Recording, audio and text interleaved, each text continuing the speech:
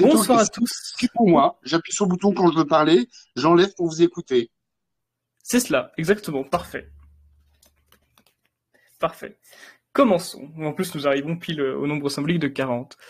Bonsoir à tous. Première émission de l'été pour le Forum du Parti de la France. Bien sûr, nous parlerons des élections législatives, mais le sujet principal d'aujourd'hui est peut-être plus important. Vous avez vu le thème, le procès de Knafo. En effet, Sarah Knafo, directrice stratégique de campagne d'Éric Zemmour, celle qui est à l'origine de tout selon Antoine Diers, y compris de l'actuelle compagne d'Éric Zemmour, est accusée d'avoir été payée 6 000 € par mois pour sabotage et pour avoir été active dans la désharmonisation, avec quelques complices bien sûr, du parti de Reconquête. J'ai justement avec moi 3 membres du Parti de la France pour en discuter. D'abord Pierre-Nicolas Nups, délégué régional du Parti de la France pour la Lorraine. Bonsoir Pierre-Nicolas. Oui, rebonsoir Alex. Quel plaisir. Je vous écoute. C'est moi.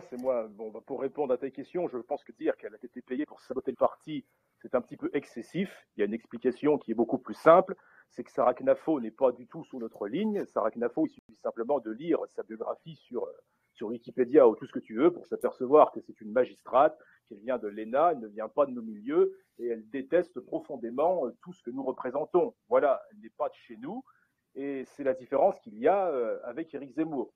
Éric Zemmour, il est comme nous, c'est un radical. Alors quand je dis radical, c'est pas dans le sens extrémiste, c'est dans le sens de la césure, c'est dans le sens où il tranche radicalement avec la bien-pensance du système. Mais les gens qu'il y avait autour de lui, les gens qu'il y avait dans la direction de Reconquête et qui ont été placés par Sarah Knafo ne sont pas du tout sur sa ligne, puisque Éric Zemmour, il est sur notre ligne, mais pas Sarah Knafo et pas tous les gens qu'elle a placés, y compris M. Diers, qui la dénonce aujourd'hui. Très bien. Je vois qu'il y a déjà de la réactivité et du dynamisme, ce qui promet une émission riche ce soir. Et donc encore, Pierre. Ben justement, il faudra trouver le juste milieu parce que nous allons évidemment parler des règles. Donc Pierre-Nicolas Nups. On n'était pas au bistrot. Hein. Ça c'est clair. Pierre-Nicolas Nups. Vous pouvez animer à ma place, Pierre-Nicolas Nups. Délégué régional du Parti de la France. On a un très bon animateur, on va le garder. Ah bah je suis très touché. Nous avons de très bons invités, comme à chaque fois d'ailleurs. Dit délégué régional du Parti de la France pour la Lorraine, que je disais, quel plaisir de vous recevoir. Malgré votre nom, aucun rapport avec le mouvement qui a gratté 131 places à l'Assemblée nationale, évidemment, et nous aurons l'occasion d'en reparler. Il manque un E, comme quoi sans E, c'est toujours mieux. Absolument. Maxime Morlon aussi, nous avons ce soir, le délégué départemental des Vosges du Parti de la France. Bonsoir Maxime. Eh ben, bonsoir Alexandre, bonsoir à tous. Oui, pour moi c'est la deuxième fois que je vais intervenir dans le forum du Parti de la France pour parler d'un sujet que je connais bien, Reconquête et surtout l'entourage d'Éric Zemmour et notamment composé de Madame Knafo qui a fait beaucoup de mal.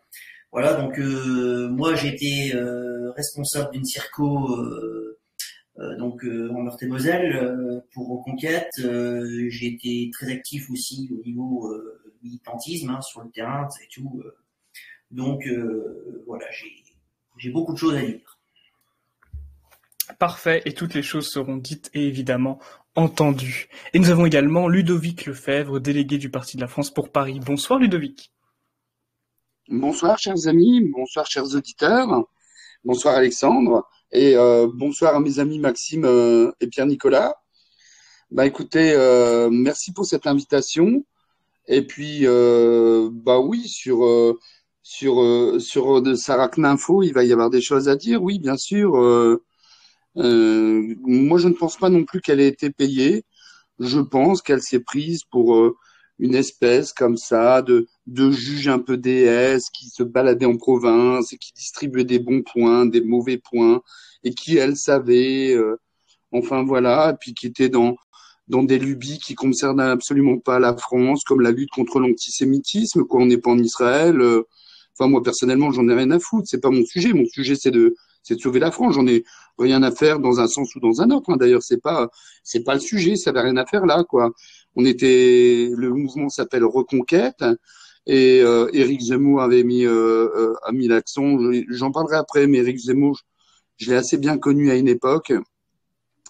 Voilà, le nom du mouvement allait bien avec l'esprit que nous avons parti de la France, de réapproprier la France aux Français, l'état d'esprit du FN des années 80, aussi une doctrine plus identitaire, parce qu'on est en train de se faire évincer petit à petit, quoi, aussi, hein.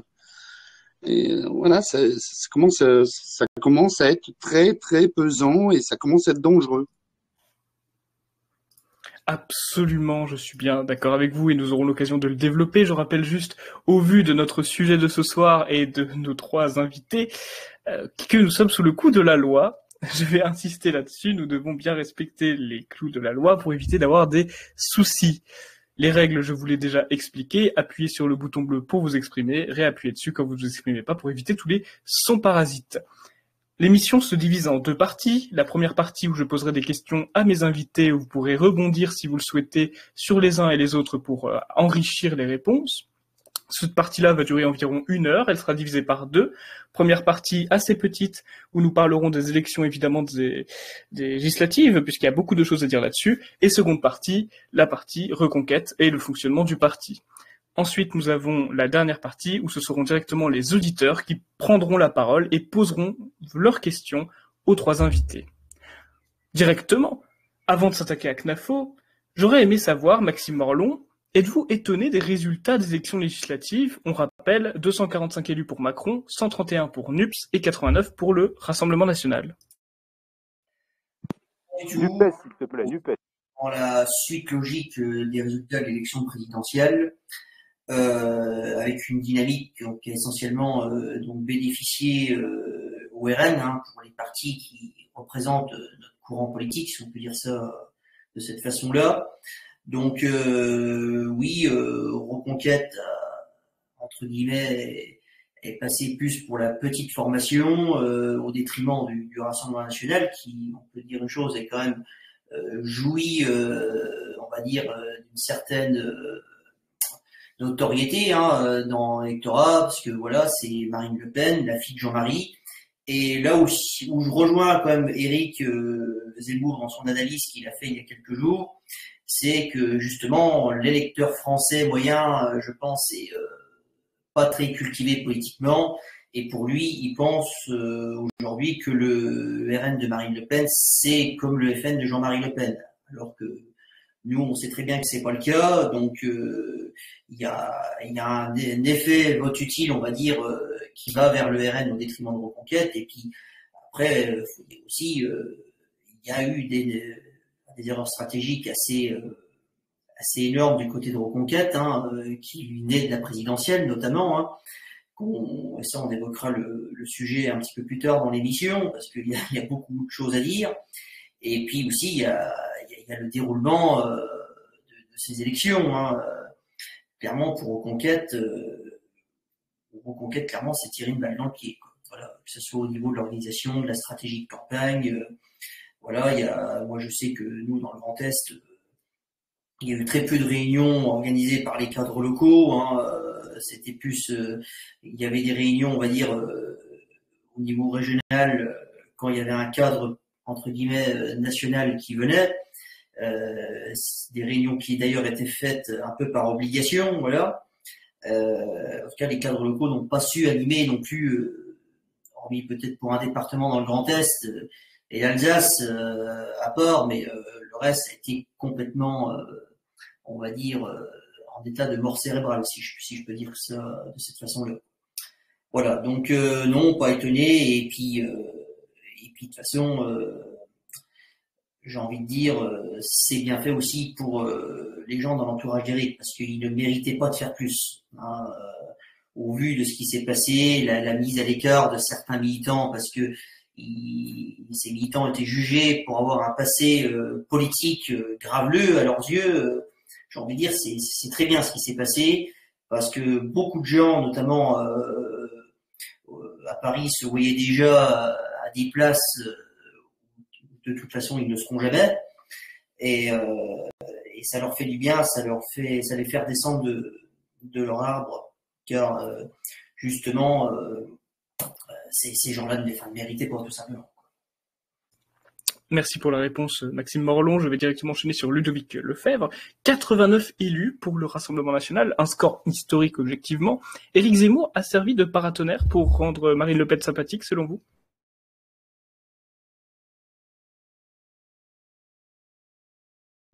Monsieur Lefebvre, je ne sais pas si vous avez appuyé sur le bouton avant de vous exprimer, mais nous vous entendons. Ah, parfait.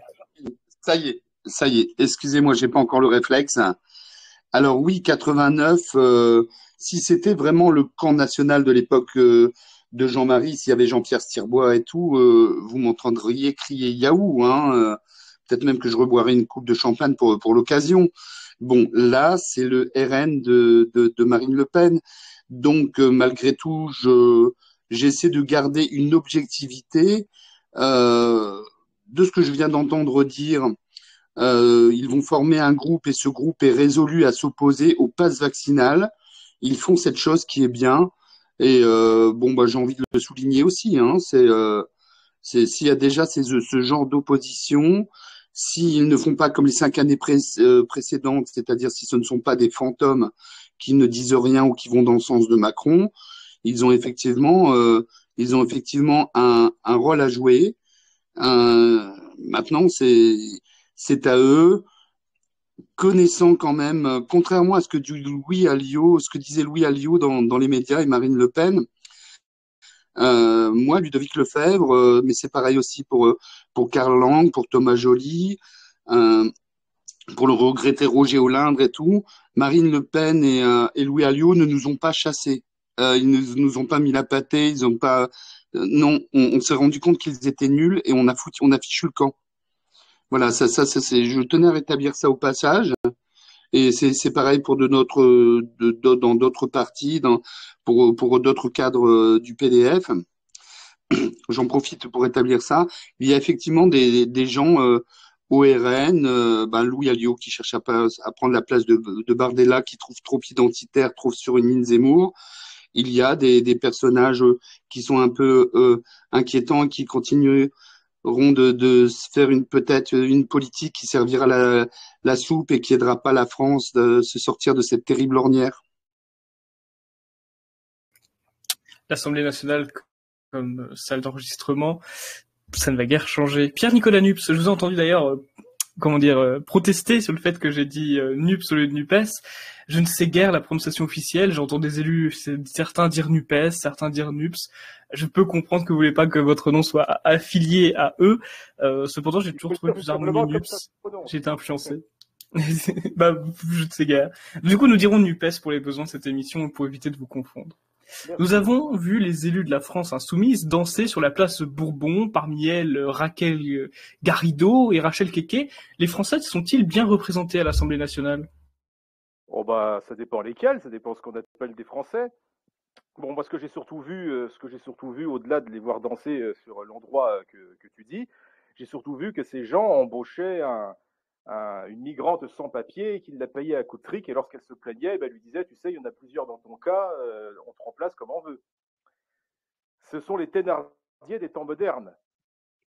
Je partage l'analyse qu'a fait Maxime tout à l'heure. En revanche, je serais peut-être un peu plus juste à l'égard des Français. Éric Zemmour a dit que c'était des analphabètes. Non, je pense que c'est un peu exagéré. Il a peut-être parlé sous le coup de la colère. Les Français ne sont pas des analphabètes, ce sont juste des illettrés. Bon, je plaisante, bien sûr, je plaisante, c'est mon humour. Au-delà de ça, ces propos qui ont été dits dans un bureau politique, ce qui me choque beaucoup, c'est qu'ils ont fini par en sortir. Et qu'on a affaire, et c'est là qu'on en revient à l'entourage de Sarah Knafo, et c'est là qu'on sait que ce sont des gens qui ne viennent absolument pas de chez nous, c'est que à peine il y a une petite provocation, à peine il y a un petit dérapage qui est fait par le président ou par une autre personne dans une réunion en huis clos, et ça y est, eh bien, il y a tous ces espèces de chats castrés qui nous font une descente d'organes. Ça ne pouvait bien évidemment pas fonctionner avec ces gens. Et quant au nombre d'élus NUPES qui sont arrivés à l'Assemblée nationale, eh ben, écoutez, je pense que c'est une situation qui ne va pas forcément s'améliorer à l'avenir. Je rappelle que Jean-Luc Mélenchon n'a loupé le second tour de l'élection présidentielle qu'à quelques centaines de milliers de voix près. C'était déjà le cas en 2017. C'était le cas cette année en 2022. Si jamais il n'y avait pas eu la candidature de Fabien Roussel, il serait au second tour. Je pense que nous devons craindre beaucoup pour l'avenir de notre pays dans les 5 prochaines années. Et dans les 5 prochaines années, je crains malheureusement que Jean-Luc Mélenchon puisse être au second tour, à moins qu'il y ait une implosion du parti ou un sursaut national identitaire, une grande coalition d'union des patriotes. Moi, je pense qu'on ne devrait même pas parler d'union des droites, on devrait plutôt parler d'union des patriotes. En dehors de cette union nationale, je ne vois pas comment est-ce qu'on pourrait s'en sortir correctement. Merci Pierre-Nicolas Lupes pour votre réponse. D'ailleurs, justement, concernant Raquel Garrido, j'allais y venir. C'était la prochaine question pour Maxime Morlon. Je vais faire mon introduction pour expliquer qu'il y a eu un article aujourd'hui qui est paru dans l'Express qui disait oui, Le Point a fait une erreur d'enquête et Le Point s'est excusé pour avoir accusé, soi-disant à tort, de Raquel Garrido et Alexis Corbière pour avoir, on va dire, exploité une Algérienne comme bonne de maison. Cependant, cette histoire, et ça c'est une question que je vais poser à Maxime Morlon, me rappelle beaucoup les vidéos virales que nous pouvions trouver sur le net qui disaient, c'était des femmes souvent de 30-40 ans qui disaient « Je suis de gauche pourtant, mais je ne mettrai pas mes enfants dans des écoles publiques où il y a 85% de maghrébins, mais je suis bien de gauche. » Est-ce qu'il n'y a pas une forme d'hypocrisie à gauche ? Alexandre, tu l'as dit, hein, là nous voyons toute la gauche hypocrite, hein, et ça, moi, je l'avais déjà constaté depuis plusieurs années. Après, pour revenir sur cet épisode de Madame Garrido et donc de son employé de maison qu'elle doit visiblement rémunérer de manière non déclarée, ça ne m'étonne guère. Hein, voilà, ce sont tout à fait les techniques de ces gens-là. C'est faites ce que je dis, mais pas comme je fais. Voilà, mais moi, je voudrais aussi dire, imaginez 2 secondes si c'est Jean-Marie Le Pen qui effectuerait ces choses-là. On en parlerait pendant 3 semaines. Ça ferait la une de tous les journaux, des journaux radio-télévisés. On parlerait que de ça. Alors, en disant, voilà, il est raciste, ceci, on en profiterait pour remettre une couche et le diaboliser encore plus. Là, c'est Madame Garrido, élue de gauche. Forcément, on étouffe tout de suite cette affaire. D'ailleurs, moi, je remarque la rapidité dans laquelle Le Point a fait coucouche panier. Ça, pour moi, ça sent les dessous-tables et l'achat justement de la rédaction du Point pour complètement taire cette affaire. Car malgré tout, Le Point est quand même un média qui est quand même en tout cas reconnu dans notre pays. Je les vois mal sortir un article comme ça sans avoir fait les vérifications préalables avant de le publier. Et là, aujourd'hui, il se retourne complètement. Donc, pour moi, il y a forcément eu des tractations en coulisses qui ont découlé de ce retournement. Ce ne serait pas la première fois que cela puisse arriver dans les médias. Nous en saurons peut-être plus ou pas dans les prochains jours. À partir de maintenant, nous allons pas... Oh, excusez-moi, Morlon, je vous laisse continuer.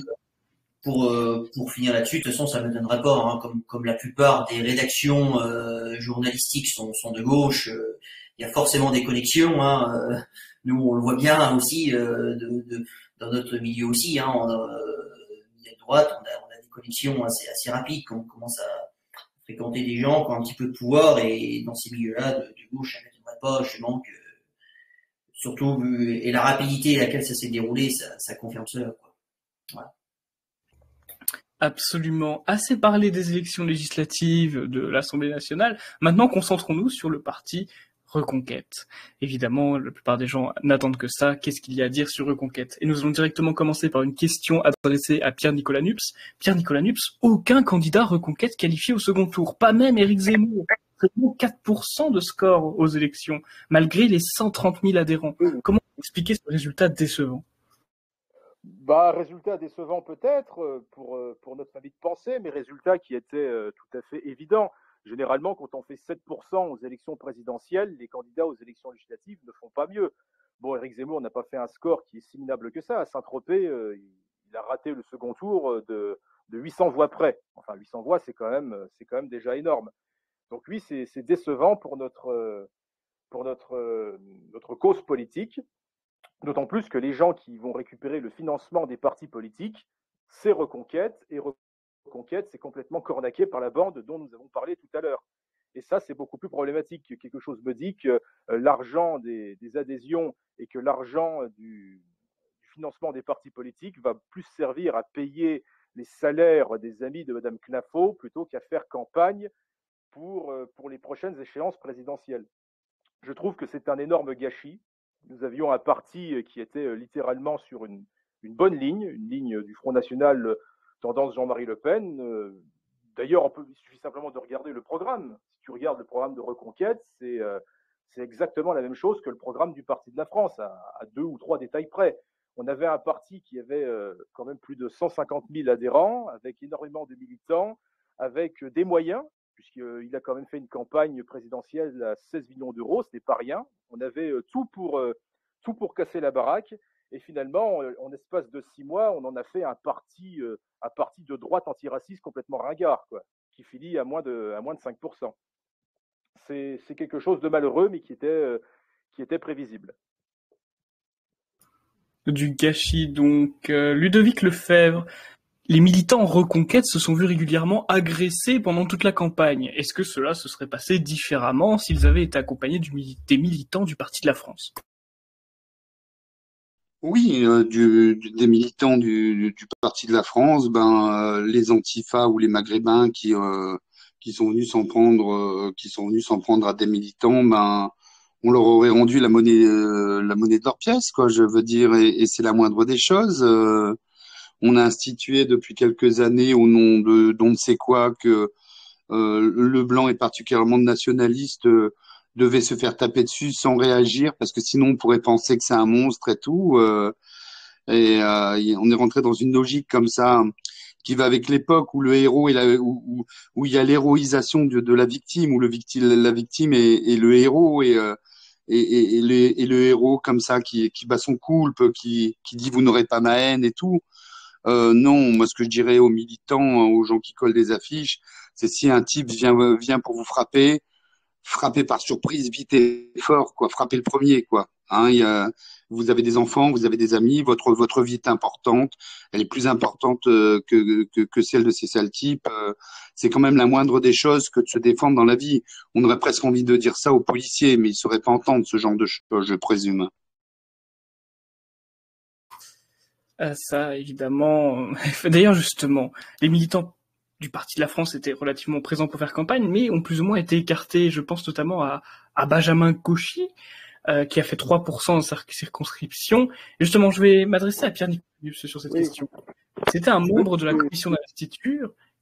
À moins que vous vouliez directement prendre la parole. J'ai surtout vu qu'il y a 2-3 jours, il était en train de mendier. Il était en train de mendier auprès des militants de Reconquête, qui sont pour la plupart des gens modestes. Il était en train de mendier de l'argent pour rembourser sa campagne. Moi, je lui suggère plutôt de revendre sa Porsche Cayenne, et là, il arrivera à payer les frais de campagne qu'il a engagés. Vous aviez un petit peu anticipé mon introduction où j'allais exactement dire cela.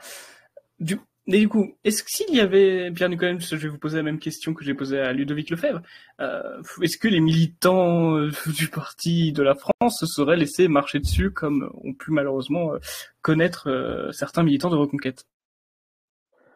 Eh bien, les militants du Parti de la France, ce sont tout de même des personnes qui sont assez expérimentées maintenant. Ils ont l'habitude de ce genre d'agression et on évitera d'en parler trop ici. Le but, ce n'est pas d'attirer certaines ondes négatives sur nous, si tu vois ce que je veux dire.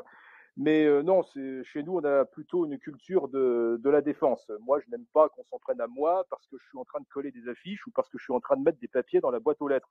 Alors évidemment, je ne suis pas un surhomme, je ne suis pas un expert des arts martiaux ni John Rambo, mais je suis un homme de taille et de corpulence moyenne et je suis capable de faire face, j'ai 2 pieds et j'ai 2 mains, et je suis capable de faire face à une bande de petits branleurs qui seraient là pour venir m'emmerder, quoi. Donc moi, je ne me laisse pas faire. Ça, c'est sûr et certain. D'ailleurs, pendant cette campagne des élections présidentielles, il s'est avéré qu'on avait plusieurs équipes en Meurthe-et-Moselle. Je tiens à rappeler qu'à chaque fois qu'il y a des équipes qui ont fini dans le mal, c'était pas celle où on était dedans. Bonne réponse, Monsieur Nups. Monsieur Morlon, pour en revenir à Benjamin Cauchy. Benjamin Cauchy, il était membre de la commission d'investiture. Il a rejeté, il a mis à l'écart certains candidats qui étaient membres du Parti de la France pour cette raison-là, justement. Et d'ailleurs, ce sont les membres du Parti de la France qui ont fait sa campagne. Est-ce que vous pensez, Monsieur Morlon, que certains membres de Reconquête, comme ce fameux Benjamin Cauchy, ont œuvré quelque part à nuire au camp national en excluant autant le Parti de la France? Tout à fait. Hein. De toute façon, Monsieur Cauchy, moi j'en ai discuté avec des gens justement qui l'ont connu au Front National à une époque. Hein. Et déjà à l'époque, ils avaient déjà, on va dire entre guillemets, flairé l'opportuniste cherchant à tout prix un mandat pour se rémunérer grassement sous le dos du contribuable. Alors je suis très content que cet enclume ait fait que 3%. Il aurait mérité de faire encore moins. Et j'espère que sa dette de campagne, il la payera pour très très longtemps. Car c'est une personne justement qui ne pense qu'à lui et à sa petite cour. Voilà. D'ailleurs, je ne comprends pas pourquoi justement Éric Zemmour a laissé les clés justement des fédérations et des investitures à une personne comme ça, hein, qui n'a aucune référence politique, hein, aucune référence en matière de gestion d'une campagne, et puis absolument pas le CV pour juger de telle ou telle candidature, quoi. Voilà, moi dans une commission d'investiture, j'aurais plutôt vu des gens comme le général de la Chênaie, par exemple. Voilà, il y avait aussi d'autres gens beaucoup plus expérimentés. Alors après, j'ai aussi appris que les investitures législatives avaient été décidées en bonne partie par les cadres locaux, qui justement opéraient un premier filtre très drastique des dossiers. En fait, s'il y avait 10 dossiers pour une circo, ils en faisaient remonter qu'un, celui qui leur plaisait. Donc là, ça a été forcément le privilège des amis. Dans mon département, dans les Vosges, ça a été tout à fait le cas, et on s'est même retrouvé aussi, compte tenu du score désastreux de la présidentielle, à des gens justement qui ne voulaient plus y aller, parce que forcément, quand on se présente à une élection législative, qu'on a un travail et tout ça et tout, et que le parti n'a fait que 7% à la présidentielle, on veut peut-être pas forcément risquer sa carrière professionnelle ou même sa vie sociale tout court, quoi. Voilà, alors que si Reconquête avait fait 15%, ça aurait peut-être été plus facile. Mais bon, pour en venir à Benjamin Cauchy, bah, c'est très bien. Comme vient de dire Pierre Nicolas, bah, s'il veut payer sa dette de campagne très rapidement, qu'il vende sa Porsche Cayenne et puis qu'il diminue son train de vie, et puis et il verra ce que c'est justement le niveau de vie de la plupart des militants de Reconquête, qui sont des gens plutôt modestes. Oui, si je peux rebondir là-dessus, je trouve que c'est assez ironique. Il y a toujours une justice immanente ou divine, je ne sais pas comment est-ce que vous appelez ça en fonction de vos croyances, mais il y a toujours une justice quelque part. C'est-à-dire que nous, les militants du Parti de la France, nous sommes beaucoup investis dans ces élections. Et nous n'avons pas forcément été remerciés, j'allais dire comme nous aurions dû, mais nous n'avons pas été remerciés tout court. Bon, nous avons fait notre devoir, nous n'attendions pas de remerciements. Mais je vois qu'il y a eu beaucoup de gens, il y a même des gens qui venaient de la République en marche, hein. Je pense par exemple à l'ancien député Joachim Son-Forget, à beaucoup de gens qui étaient très bien intégrés au Rassemblement national, comme Nicolas Bay, des gens qui étaient des élus, qui avaient des postes à responsabilité, qui étaient parfois des permanents du parti de Mme Le Pen, qui touchaient un salaire du Rassemblement national en plus de leurs émoluments, de leurs indemnités pour leur mandat, pour les mandats qu'ils exercent. Ces gens-là, ils ont pensé qu'en venant à Reconquête, eh bien, ils allaient faire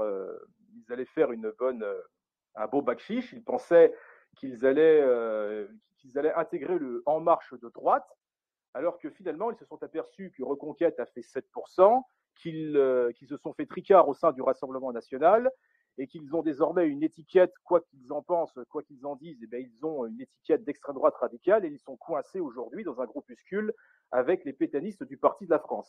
Et ça, je dois dire que ça me fait bien plaisir et que c'est un petit peu notre revanche. Ça me fait bien plaisir de ce qui leur arrive.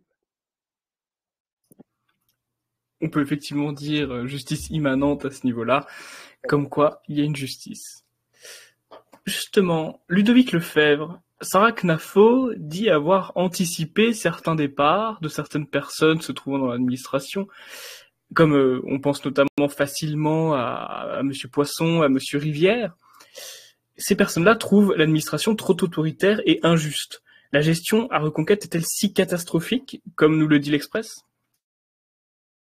Moi, à titre personnel, Eric m'avait demandé de travailler pour lui.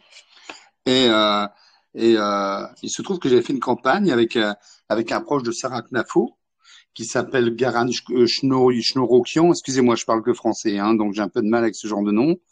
Mais lui savait qui j'étais, etc. Eric m'a dit d'aller vers lui. Le type, on avait fait une campagne ensemble. Quand il me voyait dans les rues, il m'arrêtait, etc. Très jovial et tout. Il m'a bloqué de partout, dis donc. Et j'ai pas eu un seul son de cloche. Je suis allé vers un autre, une espèce de fat prétentieux qui s'appelle Samuel Lafont. Et lui, il m'a dit, écoute, chacun a sa place. Moi, cette place-là, c'est la mienne. Toi, tu vas aller coller des affiches dans les Hauts-de-Seine, vu que tu habites là-bas. J'ai écrit 6 bouquins. Toute ma vie, j'ai milité politiquement. Je suis responsable à Paris du Parti de la France. J'ai été rédacteur en chef du bloc identitaire, responsable culturel pour les légitimistes. J'ai fait quelques trucs politiques, quelques campagnes et tout. M'entendre dire une chose pareille à plus de 50 balais, je l'ai pas spécialement bien pris, quoi. Vous comprendrez tous. Ça, c'est mon petit cas personnel. Je suis largement capable de passer au-dessus de ce genre de considération propre. Mais j'ai vu certains de mes amis en Bretagne s'investir, préparer l'arrivée d'Éric Zemmour, trimer, y croire et tout, et se faire débarquer au dernier moment par Knafo. C'est arrivé aussi à une de mes amies en Vendée, à plusieurs personnes. C'est ce que je disais tout à l'heure, hein, c'est vraiment, ils ont fait de la politique pour eux, pour leur petit cercle. Ils n'ont pas la trentaine, ils sont expérimentés en rien. Ils ont un mépris de classe absolument terrible, aucune expérience politique et bon voilà, moi je suis pas un communiste, hein, je suis pas dans une lutte des classes. Et eux pour le coup, ils y sont aussi dans une lutte des classes au même titre que certains communistes. Et en plus, surtout, ils sont mauvais, quoi. Je pense que cette grosse erreur de parcours d'Éric Zemmour, mais bon, un homme de 63 ans, tu lui mouilles une petite nana de 28 ans dans les pattes, il perd la tête, hein, pour ne pas être plus grivois. Je crois que il a beaucoup changé, c'est très différent, et que elle a vampirisé, elle a imposé cette bande d'incompétents qui est là pour se faire du fric et d'une arrogance incroyable et égale à leur incompétence. Et moi, je dis, Zemmour était parti très très fort et tout. Quand ça a été pris en main, que la campagne a commencé, il y a eu ce genre de choses qui se sont multipliées. Et cette erreur-là, je pense que ça nous a fait perdre 7-8 points. Il faut se rappeler à quel point les meetings étaient pleins, l'enthousiasme que ça générait. On se disait, bah, il y a quelqu'un qui s'oppose vraiment. On va pas se les Français se disaient, on va pas se rechoper Emmanuel Macron, Marine Le Pen une fois encore, et puis la fois d'après. On va sortir de ce cercle vicieux. Il y avait un vrai espoir qui arrivait en France. Il a été totalement terni. Donc, mon opinion est là-dessus. Le préjudice que ça m'a apporté, mais que ça a apporté à beaucoup de gens qui croyaient, qui s'étaient investis, qui avaient beaucoup travaillé pour ça. Merci beaucoup pour votre témoignage, d'une part touchant. On sent bien que vous avez parlé avec votre sensibilité et vous n'avez pas osé, excusez-moi, vous n'avez pas eu peur de dire tout ce qui n'allait pas chez Reconquête et en rapport avec Sarah Knafo. Et justement, Maxime Morlon ou Pierre-Nicolas Nups, je pose la question à vous deux. Oui, je rappelle. Je vous écoute. Je vais intervenir sur ce qu'a dit Ludovic. Je suis bien sûr d'accord avec ce qu'il dit, mais je trouve rien que le titre de l'émission, le procès de Sarah Knafo, alors certes c'est important puisque c'est elle qui en réalité dirige le parti, mais le procès, nous devrions peut-être aussi le faire, je suis désolé de le dire, mais un petit peu à Éric Zemmour, puisque c'est lui le président du parti. C'était lui qui était le candidat. Normalement, tous les gens qu'il y avait autour de lui étaient censés être des personnes qui devaient l'aider dans sa campagne, qui devaient lui délester de ses poids, et non pas le diriger ou de lui dire ce qu'il avait à faire. Ça colle d'ailleurs pas très bien à la philosophie qu'il nous a enseignée dans ses livres, notamment sur une certaine forme de virilisme, etc. Bon, bah, je suis navré de le dire, mais Éric Zemmour n'est pas Donald Trump. On ne verra pas Melania Trump s'introduire dans les affaires politiques de son mari comme l'a fait Sarah Knafo. Elle est juste là pour faire son boulot, c'est-à-dire tenir les pots de fleurs et faire bien sur les photos. Alors si Sarah Knafo s'était contentée de faire ça, ça serait très bien, c'est le rôle d'une femme en politique, mais là, c'était c'était pas du tout ce qui a été fait.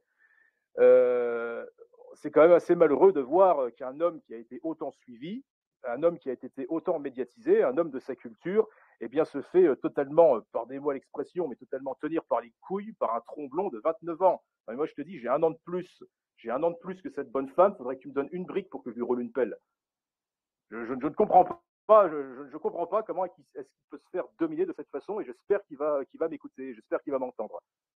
Je sais pas, je pense qu'il doit vraiment se ressaisir. Alors, je vais pas lui conseiller de lui mettre un taquet dans la gueule, mais qu'il lui dise simplement de rester à sa place, quoi. Et qu'il n'oublie pas qui sont ses vrais amis. Et ça, je pense que s'il m'entend, il va comprendre ce que ça veut dire.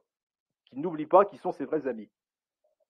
Ces gens. Moi, je voudrais rajouter aussi, justement, c'est que Éric Zemmour n'a pas du tout l'âme d'un chef. Alors je vais un petit peu rejoindre ce que vient de dire Pierre Nicolas à l'instant.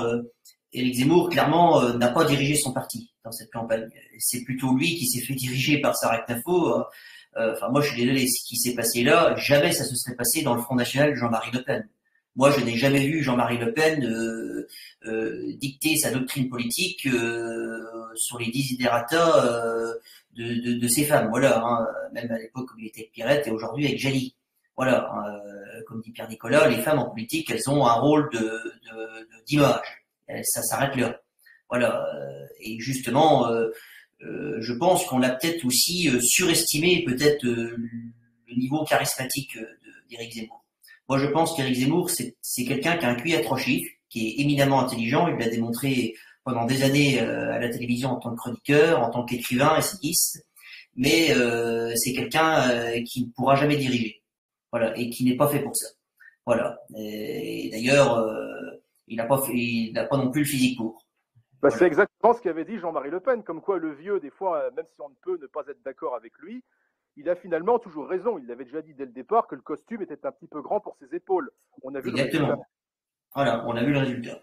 Donc voilà, après, le conseil que j'aurais à donner à Éric, s'il veut essayer de se refaire une image en politique, mais qui, je pense, est bien entamée, j'en ai bien peur, c'est que justement, il revienne aux fondamentaux, qu'il revienne vers ses vrais amis, les gens qui l'ont toujours suivi depuis des années, qui reviennent aussi voir plus souvent Jean-Marie Le Pen, qui saura, je pense, lui donner des bons conseils. Voilà, Jean-Marie Le Pen aussi a commencé la politique beaucoup plus jeune que lui, donc ça aide forcément. Et puis aussi qui s'entoure aussi de gens expérimentés en politique et qui virent toute cette bande de petits merdeux, toute la bande à Knafo en l'occurrence. Hein. Moi, je suis désolé, Éric Zemmour, il a 63 ans, si je ne m'abuse. Il se fait driver par une fille qui a 4 ans de moins que moi. Hein. Même moi, elle me donnerait pas, elle n'arriverait pas à me conduire. Donc à partir de là, il faut qu'il revienne aux fondamentaux. Voilà, il fait tout le contraire de ce qu'il nous dit depuis des années. C'est ça qui est dommageable. Donc c'est pour ça que d'ailleurs, je pense que sa crédibilité, est très entamée. Oui, je pense aussi qu'il faut un minimum d'éthique, parce que pour revenir aux fondamentaux, c'est vraiment le Front National historique, c'est vraiment le PDF, c'est vraiment des mouvements comme les identitaires et tout. Zemmour et les gens autour ont fait leur marché dans nos idées, que les idées que nous on a défendues à coups de poing, à coups de procès. ils les ont pillés tout en nous en éjectant, quoi. Je veux dire, il y a aussi des limites à ce niveau-là, quoi. Il y a des choses qui ne sont pas correctes, quoi. Aux législatives, ils ont ramassé le pactole, ils ont envoyé des gens au casse-pipe pour prendre des 1,20 € par votant, etc. Enfin, il faut pas non plus être un vil margoulin, quoi. Il faut une éthique aussi bien au niveau moral, au niveau politique, et c'est vraiment ce dont la France a besoin en ce moment. Moi, c'est pour ça que je suis de droite aussi. Hein. C'est aussi pour l'éthique, quoi. Aussi, concernant son entourage aussi, il n'y a pas que Sarah Knafo. Je note aussi qu'il s'est entouré de gens comme Antoine Diers, comme Jacqueline Moreau, des gens qui n'ont absolument pas les idées du camp national. Comme on voit les profils politiques de ces gens-là, qu'est-ce qu'ils font là, on a envie de dire. Et le pire, c'est on les a mis tout de suite sur un piédestal. Ils ont eu tout de suite des tribunes, des meetings, alors que ces gens-là n'ont absolument rien fait en politique. Et ils sont tous partis, si tu as bien remarqué. Hein. Là, Et ils sont tous partis, voilà, où ils sont tous en train de quitter le navire actuellement. Voilà, donc c'est là aussi que si Eric nous écoute ou qu'il écoute cette émission en rediffusion, il va falloir qu'il revienne à ses fondamentaux s'il espère faire quelque chose en politique à l'avenir. Sinon, autant qu'il arrête tout de suite. Oui, je ne sais pas si vous vous souvenez de cet épisode-là. Au départ, il y avait Charles Gave et sa fille Emmanuelle qui nous avaient rejoints, qui sont des gens qui ont réussi leur vie financière, qui ont envie de faire des choses pour la France, qui financent, qui font des choses et tout.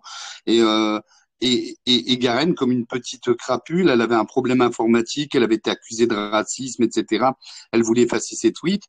Le mec, il en a profité pour lui barber 100 ou 200 euros, quoi, pour faire un petit vol à l'arraché comme une racaille, quoi.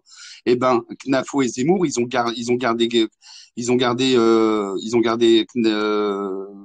Garenne et bien Charles-Emmanuel Gave sont partis, quoi. Vous voyez, dans la balance quand même au niveau de l'intelligence, de la compétence, de l'investissement pour la nation, entre une petite frappe arménienne et des bons Français qui mettent de leur argent, de leur intelligence, de leur savoir, de leur analyse libérale et financière et intellectuelle.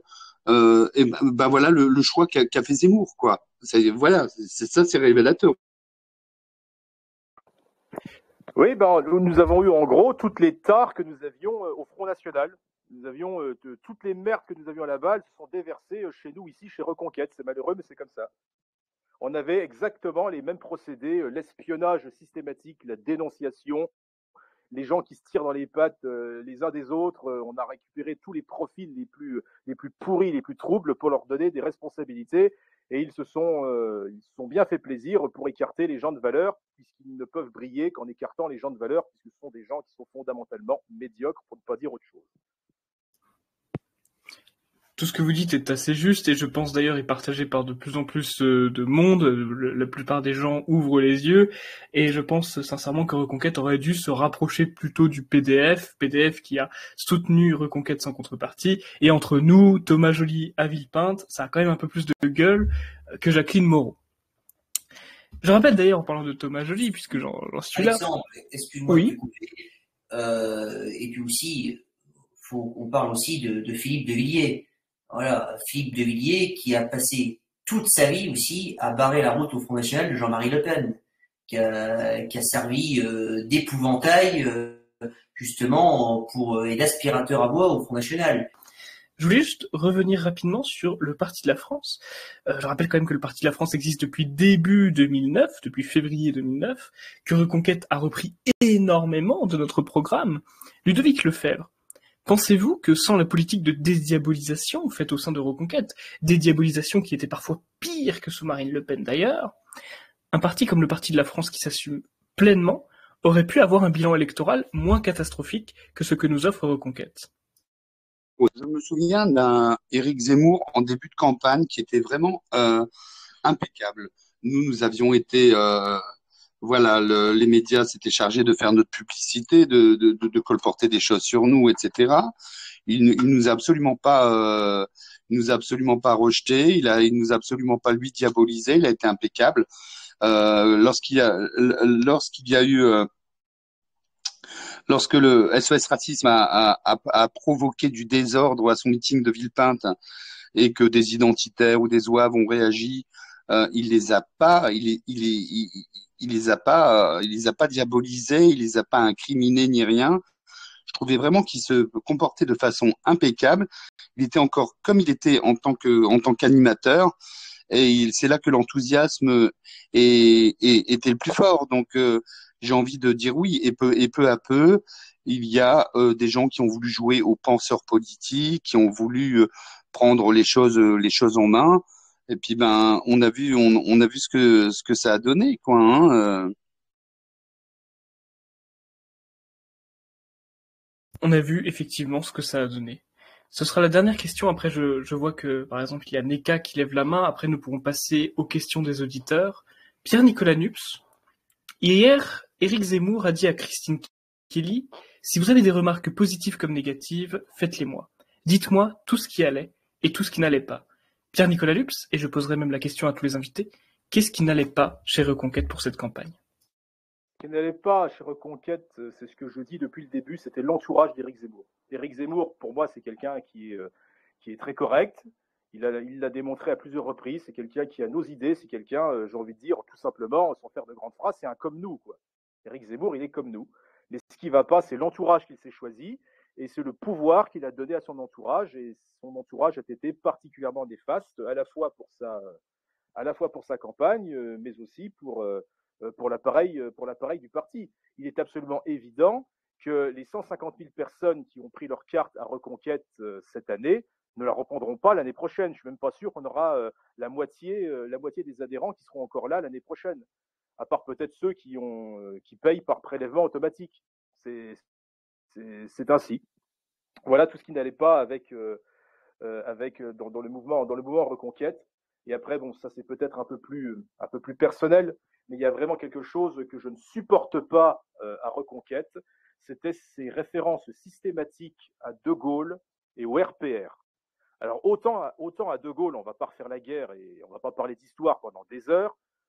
Autant De Gaulle, je peux encore comprendre. Moi, je dis souvent que le gaullisme, c'est le patriotisme du pauvre. Ça permet d'être patriote sans pour autant être accusé de nazisme parce que De Gaulle aurait lutté contre le Troisième Reich. Bon, en réalité, c'est complètement faux. Éric Zemmour, il avait bon se déclarer gaulliste, il avait bon être juif et dire qu'il était issu de souche berbère et qu'il n'avait pas une goutte de sang français, ça n'a pas empêché les médias et la gauche de dire qu'il était nazi. Donc voilà, ça ne fonctionne pas. Les références à De Gaulle, bon, ça peut encore passer, même si je n'aime pas ça du tout. Mais la référence au RPR, ça c'est vraiment quelque chose que je ne comprends pas. Parce que c'est vraiment, mais vraiment, le RPR, c'est quelque chose de néfaste. Le RPR, c'est l'ancêtre de l'UMP. Le RPR, c'est le parti de cette merde intégrale de Charles Pasqua. Le RPR, c'est l'ancêtre de LR. Je veux dire, on aurait dû faire des références au Front National de Jean-Marie Le Pen. Ça, ce sont des références qui sont impeccables et sur lesquelles il n'y a rien à redire. Ça, ce sont des références de notre camp politique. Ce sont des références qui sont celles d'un mouvement qui préconise, par exemple, la réémigration et qui s'appelle Reconquête. C'est pas innocent d'appeler son mouvement Reconquête. Voilà, il aurait plutôt dû faire référence à Jean-Marie Le Pen plutôt qu'au parti de cette merde intégrale de Charles Pasqua. Ou encore de Gaulle, qui était un très petit monsieur. Merci beaucoup, Pierre-Nicolas Nups, pour quelque part ce bilan de tout ce qui n'allait pas, selon vous, chez Reconquête. Maxime Morlon, exactement la même question. Qu'est-ce qui n'allait pas pour vous chez Reconquête? Bon, ce qui n'allait pas chez Reconquête, c'est ça, je pense qu'on est tous d'accord là-dessus. C'est l'entourage d'Éric Zemmour. Voilà, c'est le pouvoir néfaste de Sarah Knafo. C'est le manque d'âme de chef d'Éric Zemmour, hein, tout simplement, et aussi le fait qu'il ne s'est pas entouré des bonnes personnes. Hein. Voilà, c'est là aussi qu'on constate qu'Éric qui a exercé un métier de journaliste, de chroniqueur, et qui n'a jamais exercé dans les métiers d'encadrement, on s'en rend compte directement. Hein. Voilà, ce qui n'était pas le cas de Jean-Marie Le Pen. Hein. Jean-Marie Le Pen, lui, à 20 ans, il était déjà entre guillemets chef d'un groupuscule d'ultra-droite, quoi. Voilà, donc Éric Zemmour n'est pas passé par ces milieux-là. Et donc, comme je dis, plus on commence tôt, mieux c'est. Moi, pour ma part, j'ai commencé à faire de la politique à 16-17 ans, hein, de manière active. Hein. C'est sûr que par rapport à l'entourage de Sarah Knafo, qui est à peu près mon âge, je n'ai pas la même expérience. Et si Eric voulait s'entourer de jeunes, il aurait mieux fait de s'entourer de jeunes avec notre expérience que plutôt de prendre des gens qui n'avaient absolument déjà rien prouvé dans la société civile, déjà par commencer. Hein, parce que moi, je suis désolé, hein, comme on l'appelle, sa boîte de communication Pampan, je suis pas sûr qu'on ait beaucoup de crédibilité. Hein, en parlant de Monsieur Biarren notamment, hein, qui s'est quand même permis d'écarter des gens comme Charles Gave, c'est quand même pas rien. Voilà, hein. Moi qui connais un petit peu Charles Gave, j'ai un immense respect pour cet homme, que ce soit au niveau de son analyse et surtout de son intelligence. Et puis après, ce qui n'a pas non plus marché à Reconquête, c'est aussi, et ça rejoint un peu ce que je disais avant, c'est au niveau local. Les cadres locaux qui ont été nommés dans la plupart des régions, des départements, étaient d'une nullité absolue. Pour la plupart, c'était des ex-RN qui donc pratiquaient les mêmes méthodes que dans leur ancien parti, donc des méthodes très sectaires. Donc forcément, c'est sûr que nous, venant du PDF ou du Front National dit canal historique de Jean-Marie Le Pen, c'est sûr que nous n'étions pas en odeur de sainteté vis-à-vis de ces gens-là. Voilà, donc qui se sont d'ailleurs permis de nous écarter de manière outrageuse. Voilà, donc à Reconquête, certes, il y a eu plus de 140 000 adhérents, enfin je sais plus le nombre exact, 140, 150 000, mais c'est pas le plus important, mais l'organisation a été d'une nullité absolue, quoi. Hein. C'est l'encadrement, il y en a pas eu. Voilà, dans le peu de départements où ça a marché, c'est parce qu'il y avait justement des gens dans l'encadrement qui avaient réussi à passer à travers les mailles du filet. Voilà, d'ailleurs, nous avons eu aussi un ami dans la Manche, Victor, qui était invité la semaine dernière, qui a réussi à passer à travers les mailles du filet de Monsieur Cauchy, hein, pour les investitures. Mais voilà, on peut pas faire de la politique en ayant une attitude très sectaire comme ça, tout en prenant le rassemblement des droites. C'est pas possible. Sinon, dans ce cas-là, il fallait annoncer la couleur dès le départ. On fera un parti que pour nous et ne pas soutenu Reconquête et Éric Zemmour. Mais Éric Zemmour n'est pas comme ça. Voilà, pour connaître pas mal de gens qui le fréquentent assez souvent, il a nos idées. C'est, comme dit Pierre Nicolas, c'est quelqu'un de chez nous. Donc, je l'invite très sérieusement à se ressaisir, à se remettre profondément en question sur son entourage. Voilà, qui s'entoure des bonnes personnes, qui s'entoure aussi des bons conseillers, et puis surtout qu'il arrête de se faire commander au niveau de la ceinture. Voilà, on fait de la politique avec sa tête, pas avec ce qu'il y a en dessous de la ceinture. Voilà, ça c'est une constante qui dure depuis la vie des temps, j'ai envie de dire. Ni Donald Trump, ni Jean-Marie Le Pen, ni Vladimir Poutine se font dicter leur ligne politique par leurs femmes. Voilà, hein, ou même en allant plus loin, que ce soit pour Bolsonaro ou Viktor Orban. Voilà, ce sont des gens qui ont des convictions, qui ont une ligne de conduite très claire et qui y restent. Voilà. Et puis aussi, moi je pense que Éric devrait aussi s'entourer d'intellectuels, peut-être pas forcément charismatiques. Hein.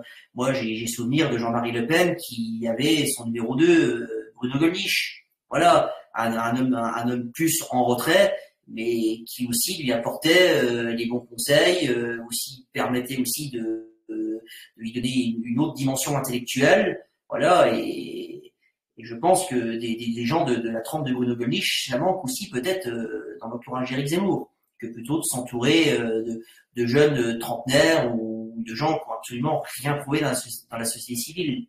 Voilà, donc à partir de là, il y a un gros travail justement de restructuration, si je peux me permettre cette expression un petit peu fourre-tout, à faire au sein de Reconquête pour espérer en faire un parti crédible sur la scène politique en tout cas. Absolument, il faut s'assumer, il faut pas écouter un entourage qui nous castre. Et d'ailleurs, je tenais à rappeler que quand Éric Zemmour avait été attaqué sur LCI par rapport au soutien que le Parti de la France lui apportait, Éric Zemmour a défendu le Parti de la France et Thomas Joly. Ça me paraissait important de le rappeler. Ludovic, je vous pose la même question, mais je vais même rajouter une analyse quelque part, c'est que l'assimilation constante que promeut Éric Zemmour et son équipe, l'assimilation des musulmans notamment, il y a eu des mains tendues vers les musulmans, est-ce que les musulmans sont assimilables? Ça me paraît aberrant. Est-ce que l'assimilation constante a pu freiner également les idées du camp national? Écoute, tu dois être un peu médium parce que c'était justement sur ces réflexions-là que j'étais. On va repartir sur le postulat de départ. Qu'est-ce qui fait que ça a capoté, que ça n'a pas fonctionné, Reconquête. Je crois déjà qu'il y a eu un problème de définition quelque part quand il a dit pour que la France reste la France. Vous avez l'impression, vous trois, que c'est encore la France là où on vit là en ce moment? Moi, j'aurais dit pour que la France redevienne la France, vous voyez déjà. Parce que non, là, c'est plus la France, là, c'est plus dirigé par c'est plus dirigé par des Français, c'est plus la France. Il faut quand même ramener des définitions simples, c'est-à-dire que la France est le pays des Français. Alors, des Français de souche ou des Français de souche européenne qui se sont intégrés. Et l'assimilation reste très sceptique. Eric, si je peux me permettre cette critique, mais même si je peux pas me le permettre, je vais la faire quand même quand il dit que l'endroit où il se sent le mieux, c'est la Méditerranée parce que ça lui rappelle quelque part l'Algérie. Moi, un petit peu en dessous de la Loire, il commence déjà à faire un peu trop chaud et je trouve que les gens peuvent vite devenir bizarres aussi, quoi. Tu vois, je suis un Français de souche, quoi. Je viens d'Europe de Nord, quoi. Il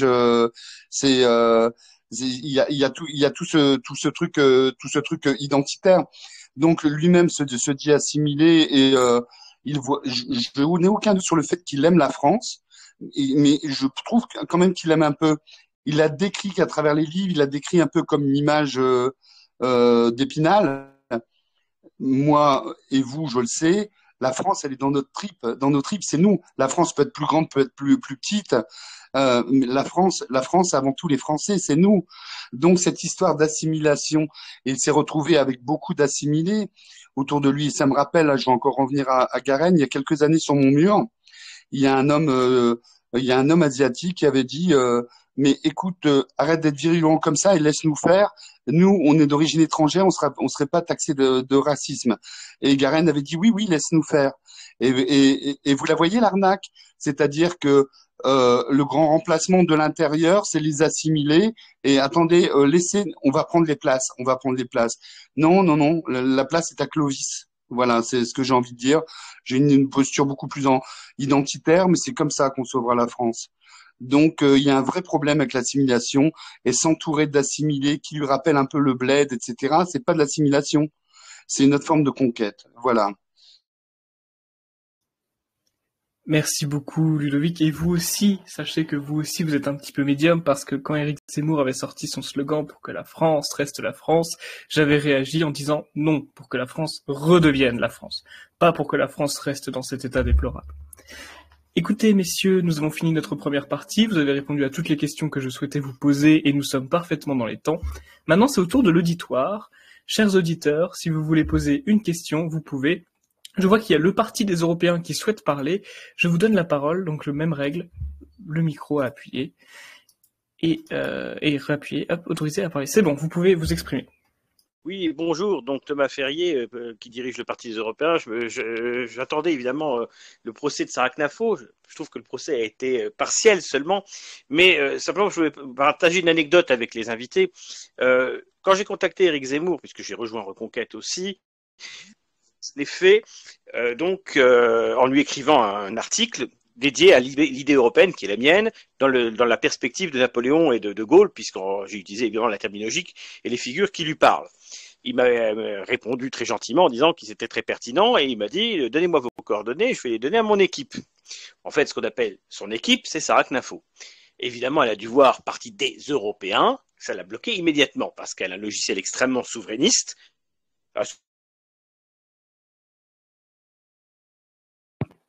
J'entends plus rien. souverainisme assez ringard et évidemment j'entends plus rien non ça plus. va avec. Et elle a ramené Zemmour à ces positions-là, alors que c'est le plus subtil.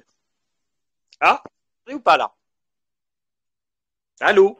Là, c'est bon, il y a eu une petite coupure de 5 secondes environ, mais là, on peut vous entendre. Quelle était la question? D'accord. Donc, donc j'espère que la partie sur CNAFO est passée.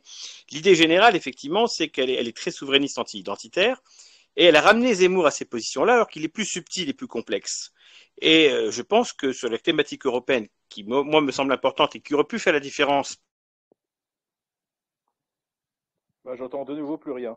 On t'entend plus à nouveau, Avec Thomas. Marine Ça Le coupe de Pen, nouveau. et aussi pour attaquer Monsieur Macron, Ferrier. elle l'a bloqué. Donc, je pense que l'idéologie. Elle était un bloqueur idéologique, Sarah Knafo. Elle a verrouillé l'accès à Zemmour. Et ce faisant. Oui. Je vais revenir, alors je vais quitter, reviens. Ouais. Je n'avais point reconnu le call de Thomas Parce que Thomas a Ferrier. des soucis de connexion et puis comme il y a des orages, à mon avis, ça va pas. S'il est sur son téléphone, ça va pas aider. Ça vient peut-être effectivement des orages.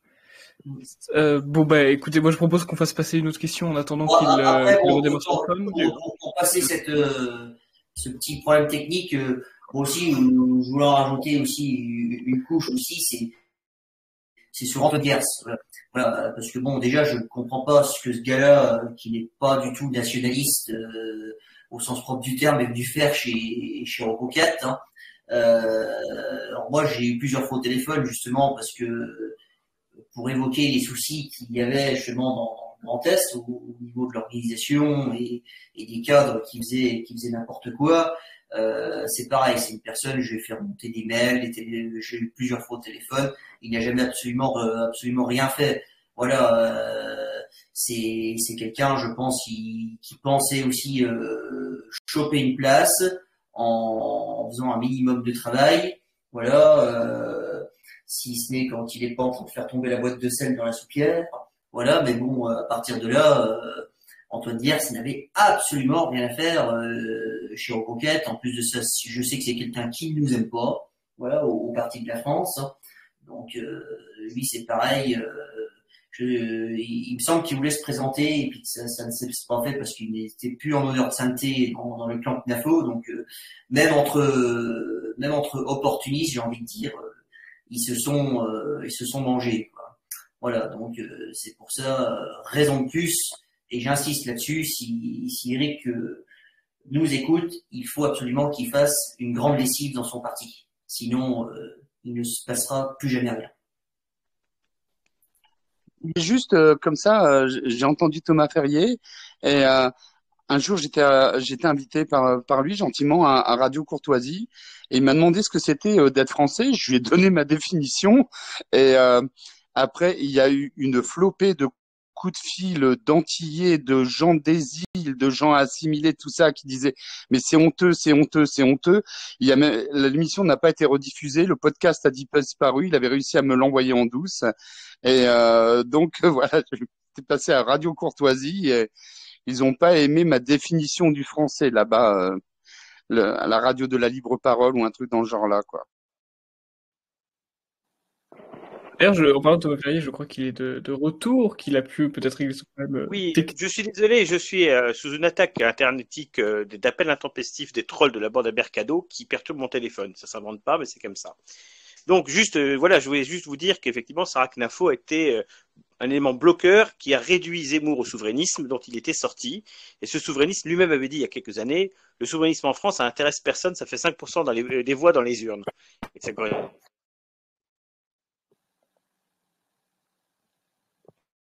Ça foire à nouveau, Thomas. Ça voit son résultat.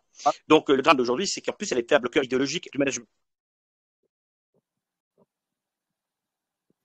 Oui, effectivement, là, Oui, je suis désolé, je suis gêné par un troll. Donc voilà, l'idée c'était ça. L'idée c'est que mais mettez en mode ne pas déranger. bloquer Zemmour, comme ça coupe les appels. J'en ai fini, vous inquiétez.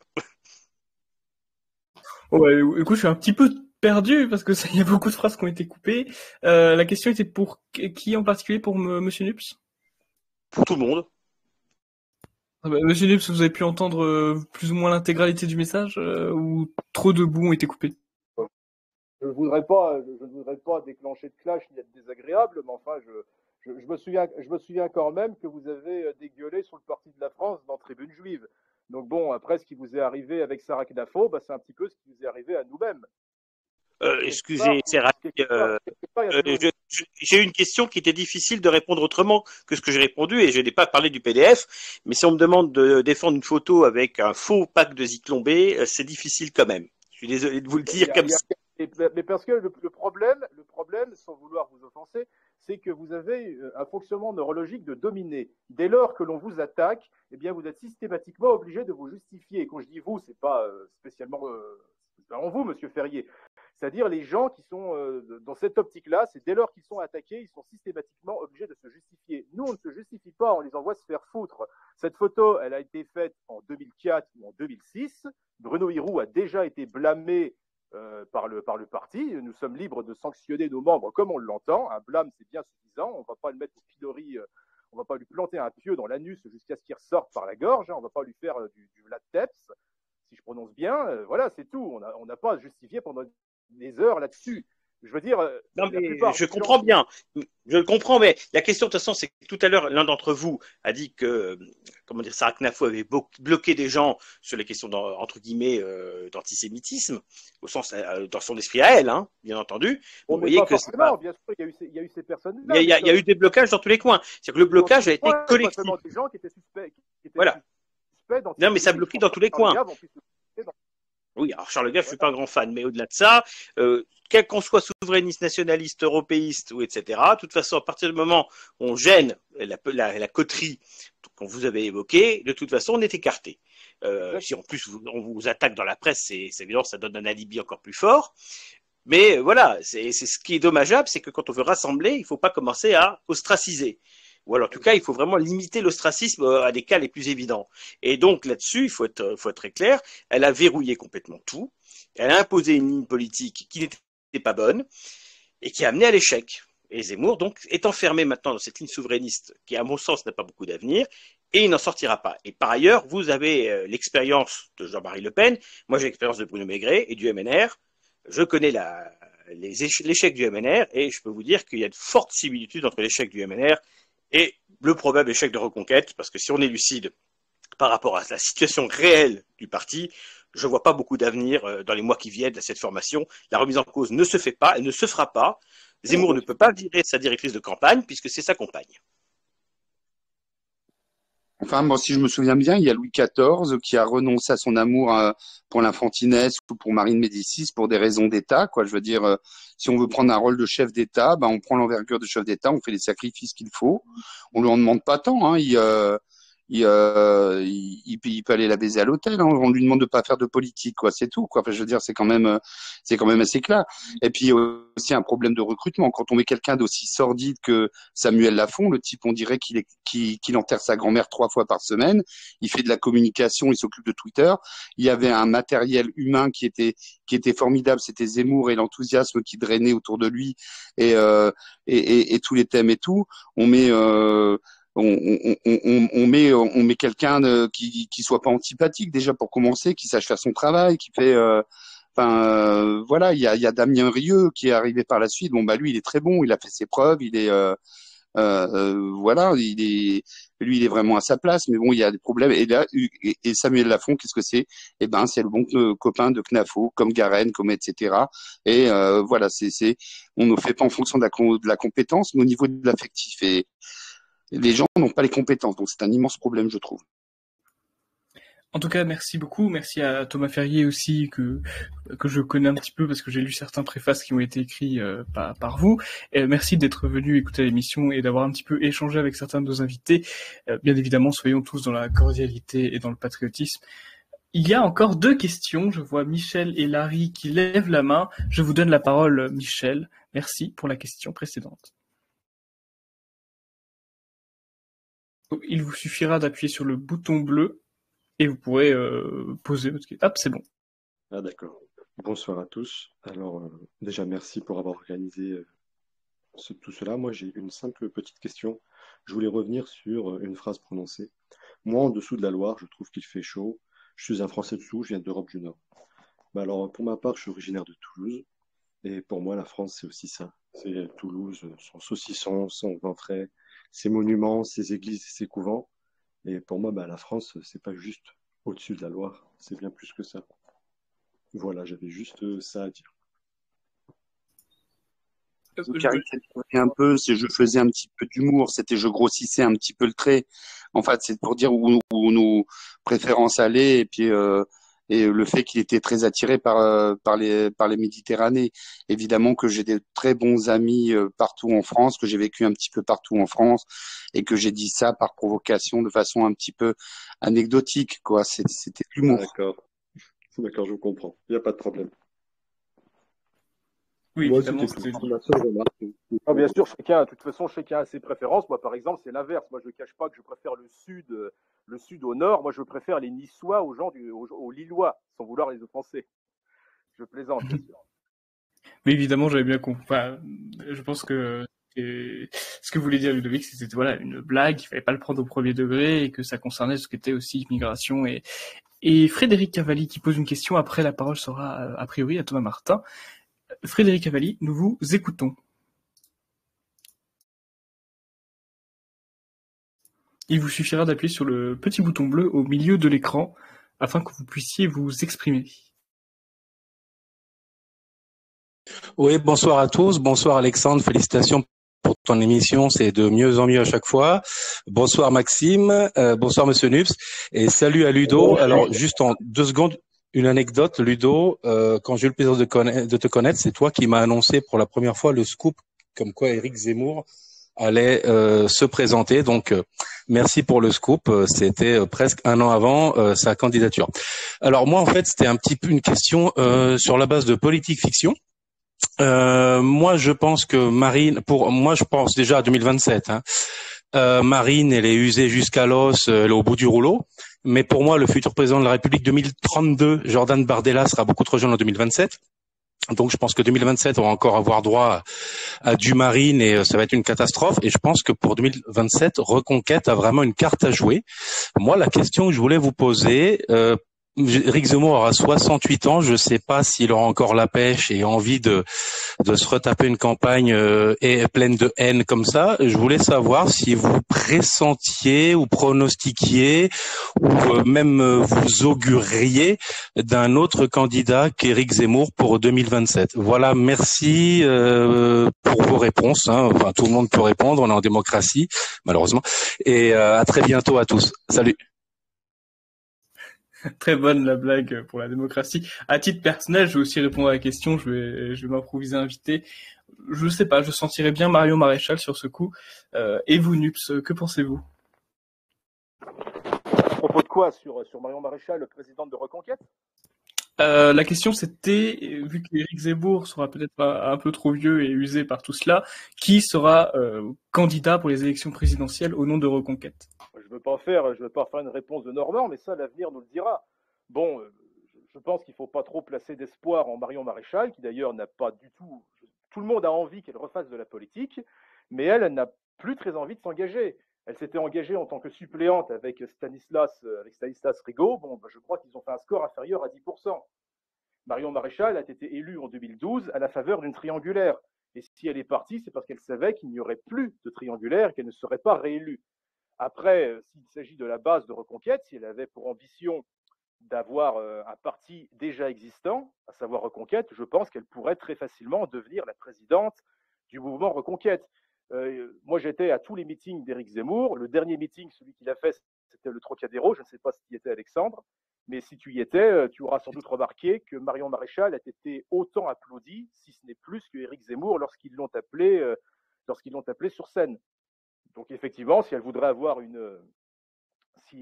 vraiment avoir une destinée comme candidate à la présidentielle, si elle voulait avoir un parti, oui, elle pourrait se présenter au congrès de Reconquête, mais je pense qu'il ne faut pas prendre les vessies pour des lanternes, ni ses désirs pour des réalités.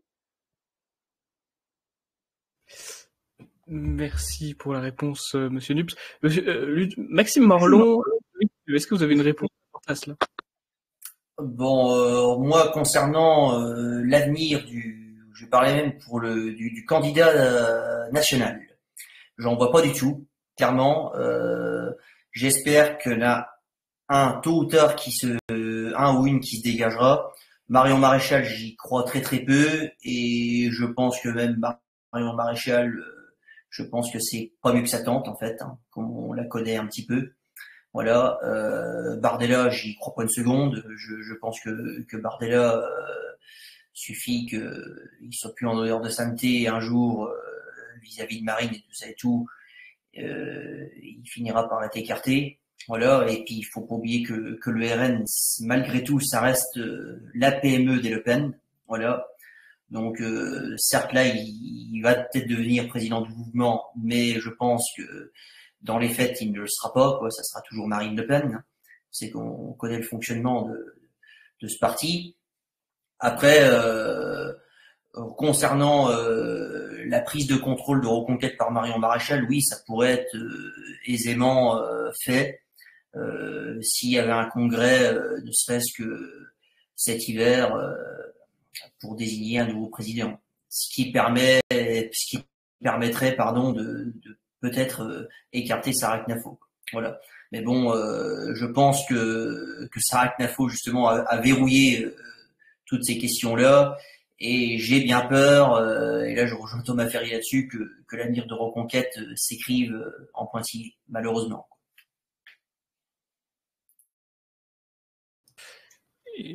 Merci beaucoup pour vos réponses. Je pense que nous allons passer à la question suivante qui est de Gary Isaac XXX. Je vous autorise à prendre la parole, Gary Isaac XXX. Vous n'avez qu'à appuyer sur le bouton bleu afin que... Hop, c'est bon. Je vous remercie pour la qualité de votre émission. Je voulais juste entendre éventuellement vos invités, savoir s'ils ont un avis sur le score très important que Reconquête, enfin que Zemmour a fait au présidentiel, notamment en Israël, où il a fait, je crois, plus de 50%. Je voulais savoir quel était l'avis de vos invités sur cette question-là. Est-ce que c'est un solidarité communautaire ou est-ce que c'est voilà, est-ce que les franco-israéliens sont particulièrement je sais pas, de droite. Voilà, je voulais avoir l'avis de vos invités là-dessus. Merci beaucoup. Les Israéliens ne sont pas de droite. Si l'animateur m'autorise. Je pense que Monsieur Nups a commencé à parler avant. Juste après, je vous donne la parole, Ludovic Lefebvre, si ça vous va. Je n'ai malheureusement plus beaucoup de batterie. Est-ce que vous m'entendez bien? On vous entend très bien, Pierre-Nicolas Nups. Bon, bah, parfait. Oui, il y a bien évidemment un vote communautaire. Et d'ailleurs, c'est pas seulement, si tu regardes bien, c'est pas seulement en Israël. Tu vas par exemple à Neuilly-sur-Seine. Ils ont fait, Zemmour a fait plus de 18%. C'est plus du double de son score. Il a fait, je crois, 18,5. Dans le 16e arrondissement, il a fait une belle performance aussi. Il a fait plus de 15% dans le 16e arrondissement. Et ce sont des arrondissements où il y a effectivement une forte communauté de Français israélites. Donc oui, il y a peut-être un vote communautaire. Mais ce vote communautaire, je vois pas tellement l'intérêt de cette question en réalité, à part s'il y avait un vote communautaire. Ludovic Lefebvre, peut-être que vous vouliez renchérir là-dessus justement. Ah, excusez-moi. Oui, donc Isaac, oui, ben, tu as répondu toi-même en posant la question, en faisant mention du vote important qu'il y avait eu en Israël.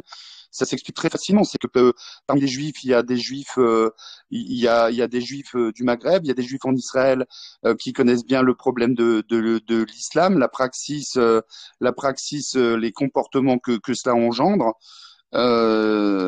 Et que il y a certes des Juifs qui sont mondialistes, qui nous sont hostiles. Enfin, on va penser par exemple, je sais pas, à BHL, etc., qui ne nous veulent pas de bien. Mais il y a toute une catégorie de Français juifs qui souffrent des mêmes maux que nous, qui sont un petit peu plus au fait parce qu'ils les connaissent mieux. Et c'est pas étonnant qu'ils voient les dangers de l'islam et que ce soit devenu très rapidement des alliés naturels. Je pense que la question a correctement été répondue, que ce soit par Monsieur Nups ou Monsieur Lefebvre. Thomas a une question, donc Thomas, je vais vous donner la parole. Vous n'avez qu'à appuyer sur le bouton bleu du milieu pour vous exprimer. Oui, alors, m'a un peu devancé, mais la question concernait justement le rôle, alors du coup, de Marion Maréchal que vous avez très peu abordé, cher Pierre-Nicolas, Maxime et Ludo. Durant la campagne, parce que j'ai bien l'impression que le parti nous a vendu un petit peu ça comme une sorte de starlet d'extrême droite, entre guillemets, qui était censée être une bombe. Elle-même, elle a mis 1 mois et demi à se décider pour savoir si elle allait rejoindre la campagne. Et au final, moi, mon avis personnel, c'est que ça n'a un peu servi à rien. Alors, je voudrais savoir si c'est votre avis d'une part, et de deux, quel était l'intérêt de ramener cette bonne femme au sein du parti. Voilà. Alors, concernant Marion, oui, je suis d'accord avec toi, Thomas, que pour moi, elle est arrivée beaucoup trop tard. Moi, je pense que Marion, elle aurait dû arriver dès le meeting de Villepinte. Voilà. Alors après, aussi, ça s'explique aussi qu'il y a dû y avoir des négociations qui ont dû durer. Moi, je sais que des négociations, il y en a eu avec Philippe de Villiers, notamment, hein, qui normalement aurait dû être là à Villepinte et qui n'est arrivé qu'une semaine après, où ils ont d'ailleurs été faire le voyage en Arménie, là, parce que ça parlait argent. Voilà, donc c'est pour vous dire déjà, j'ai appris ça qu'après, c'est pour vous dire déjà l'esprit malsain qui tournait dans cette équipe et des gens qui voulaient rejoindre justement l'équipe autour d'Éric Zemmour. Voilà, donc moi mon avis c'est que Marion elle est arrivée beaucoup trop tard. Voilà, là au moment où elle l'a fait, c'était pas du tout le bon timing. Voilà, on en revient aussi à une question de compétence aussi des gens qui conseillent stratégiquement et au niveau de la communication autour d'Éric Zemmour. Voilà, hein, parce que ça, la mauvaise décision a été prise là-dessus, quoi. Donc oui, Marion, pour moi, n'a pas servi à grand-chose. Et puis à cette heure-ci, on l'a bien calculé aux élections législatives où qu'elle était suppléante de Stanislas Rigaud, où ils ont fait un score misérable alors que ce sont des terres justement propices à nos idées, quoi. Voilà, où ils se présentèrent. Merci beaucoup, Maxime Roland, pour votre réponse. Je pense que tout a été dit. Je ne sais pas si un autre invité veut prendre la parole sur cette question concernant Marion Maréchal. Écoutez, 1h30 sont écoulées. Je ne pense pas qu'il y ait d'autres questions. Si vous en avez d'autres, faites-le. Mais sinon, je pense que nous allons bientôt conclure.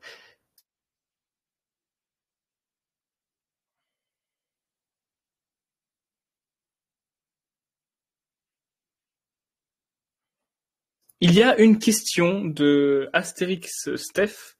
Astérix Steph, je vous donne la parole. Vous pouvez vous exprimer en appuyant sur le bouton bleu.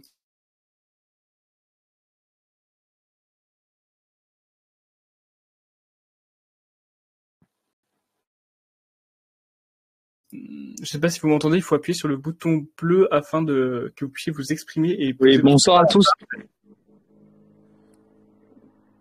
Désolé pour le petit problème technique. Je suis un militant du Var et j'aurais voulu, je pense que certains connaissent Marc-Étienne Lansade. J'aurais aimé que quelqu'un précise un petit peu le personnage de Marc-Étienne Lansade qui est assez toxique, on va dire, sur la sphère de Zemmour, surtout dans la Circo 4. Alors, pour ma part, je ne parlerai pas de Marc Lansade, parce que je ne le connais pas. Nous, on est en Lorraine, on est peut-être un petit peu loin. On ne l'a jamais rencontré. C'est juste un nom qu'on voit passer de temps en temps dans la presse, mais on n'a pas eu à le fréquenter. Donc, je ne peux pas vraiment donner mon avis sur cette personne. Concernant Marc-Étienne Lansade, bon, c'est vrai que moi aussi je suis un petit peu loin dans le Grand Est pour avoir un avis sur sa personne. Après, sur les échos que j'en ai de plusieurs personnes dans le sud de la France, que ce soit des ex-FN ou même des RN actuels, c'est une personnalité justement assez sulfureuse. Voilà, et il est fort dommageable que Eric s'entoure de gens comme ça, hein, sans être préalablement renseigné justement sur le passif de cette personne. Voilà, et donc ça rejoint l'analyse que j'avais fait tout à l'heure pendant l'émission et qu'on avait même fait tous ensemble. C'est l'équipe de communication autour d'Éric Zemmour qui ne fait pas son travail. Voilà, des choses comme ça, ce n'est pas à Eric justement de faire ses recherches et et de dire voilà, telle ou telle personne est pas bonne pour mon image. Voilà, normalement, il y a des types de communicants pour ça. Voilà, et je pense que les gens qui l'entourent n'ont absolument pas pris en compte la dimension de ce que c'est communiquer et de conseiller aussi une personnalité comme Éric Zemmour. On en revient, de toute façon, c'est toujours au même problème de compétence. C'est ça qui est très très dommage dans cette campagne, malheureusement. La transition a été toute faite. Nous parlions de Marion Maréchal, maintenant nous parlions de Marc-Étienne Lansade. Tout est lié. Enfin, qui comprendra, qui pourra. Mais globalement, Lansade et Marion Maréchal ont été ensemble pendant plusieurs mois, pour ceux qui ne le savaient pas. Je vois que Steph veut reprendre la parole, probablement pour nous expliquer de plus en plus. Nous vous laissons développer, Steph. Oui, merci. Après, oui, j'en profite pour prendre la parole, mais oui, effectivement. Enfin, moi, je suis militant sur la 6e circonscription du Var, donc j'ai accompagné donc Éric Zemmour sur 2 villages du Var. Je rejoins un des intervenants qui disait que l'organisation était plutôt, on va dire, dans la sphère amatrice, puisque moi j'avais préparé une visite sur Colobrières, j'ai été court-circuité au profit d'une autre feuille de route. Sur Pignon, j'ai eu la chance de d'accompagner Éric Zemmour sur le marché et sur les commerçants qui étaient favorables à son intervention. Mais effectivement, j'ai vécu l'arrivée, puisque je suis un militant de la première heure. En septembre, je commençais déjà à coller des affiches dans les cités de Toulon. J'ai vu arriver l'émergence du RN, en fait, et tout le réseau RN. Donc, je suis vraiment déçu que le RN ait pu investir sur le plan local, national, en fait, le parti. Au détriment en fait d'une union des droites, puisqu'en fait on voit très bien que les figures emblématiques de Reconquête sont issues du RN, ce qui est vraiment dommageable. À mon avis, on n'a pas laissé suffisamment la chance à des gens, je vais pas dire comme moi, puisque moi je suis politisé, mais à des gens de LR, de droite, qui étaient très motivés. On a court-circuité, on a coupé des têtes, même au niveau local, dans ma circonscription. Voilà, je voulais juste apporter cette remarque. J'ai entendu un petit peu parler de cette affaire. J'ai entendu une affaire aussi très similaire en Gironde et en Bretagne. Donc c'est quand même un fonctionnement récurrent en plus d'anormal. Bon, cette circo, je la connais assez bien, hein. J'ai vécu à Carqueiranne. C'est vraiment un endroit où j'ai été heureux et c'est un endroit aussi où le camp national aux environs a fait des chiffres intéressants ces dernières décennies. C'est vrai que quel gâchis tout ça, quoi. Quel gâchis. On peut pas réécrire l'histoire, c'est fait, hein. Mais disons que de potentiel comme le tien, Stéphane, comme d'autres qui ont été laissés sur le côté pour des histoires absolument sordides et avec le résultat qu'on connaît, parce que avec en croyant à ses idées, avec l'amour de la France qu'on peut avoir et tout, sans tomber dans le baby-wouisme, mais c'est quand même porteur, quoi. Il y avait un véritable enthousiasme et c'est ce grand feu de joie, c'est vraiment devenu de la cendre, quoi. Et quel gâchis, quel dommage. Merci beaucoup aussi, Steph, pour votre témoignage. Ah bah, je vois que vous souhaitez reparler. Je vous autorise à parler. Oui, merci Ludovic. En fait, ça fait chaud au cœur d'entendre votre témoignage, puisque c'est vrai que bon, vous êtes peut-être pas dans mon secteur dans le Var, mais effectivement, ça fait chaud au cœur et puis ça remonte un peu le moral, parce que effectivement, les affiches, j'en ai collé beaucoup. J'ai accompagné un chef de circo qui était un ingénieur qui était destiné, je pense, à se présenter à la députation, et malheureusement, avec des histoires de franc-maçonnerie, avec des histoires de RN, du copinage, ce jeune ingénieur a été écarté, et c'est vraiment très malheureux. Merci beaucoup, Steph, aussi. Pardon, excusez-moi. Je vous laisse, je vous ai coupé la parole, je crois, donc je vous laisse continuer. Excusez-moi, je vous avais pas entendu. Oui, il y a un groupe sur Telegram qui s'est créé. Bon, c'est une amie, je peux pas en dire plus. Où justement il y a beaucoup de témoignages de gens comme ça, essentiellement en province, et qui ont été spoliés et à la fois par les locaux et à la fois le plus souvent par Paris, quoi, par tout en haut. Et c'est vraiment désolant, des messages comme ça. Ça fait mal, on en entend beaucoup. On se souvient de tous ces gens dans le meeting, on se souvient de la ferveur qu'il y avait, de tout ce qu'il y a à faire, et on est de plus en plus de Français conscients. Il y a des gens des LR qui ont fait un peu l'exigèse, qui ont grandi, qui nous ont rejoints. Il y avait vraiment quelque chose à faire, et la France se porte très très mal, quoi. De ces histoires de pognon, de copinage et tout, de ces histoires basses, mesquines et tout, mais quel gâchis, quoi, quel gâchis. Quel gâchis, effectivement. Et merci beaucoup, Steph, aussi pour votre témoignage. Ce sont des témoignages que je peux un petit peu entendre partout, dans toutes les circonscriptions de France. Et malheureusement, c'est quelque chose d'extrêmement courant. Et c'est important aussi de les écouter. Je vois que Monsieur Thomas veut prendre la parole. Ce sera la dernière question. Et après, je devrais conclure l'émission, bien évidemment. Et je poserai une petite question quand même à Pierre-Nicolas Nups juste avant. Oui, je t'écoute.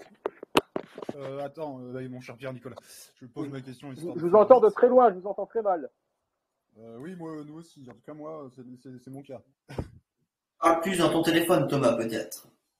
Ouais, j'ai augmenté le son. Tiens.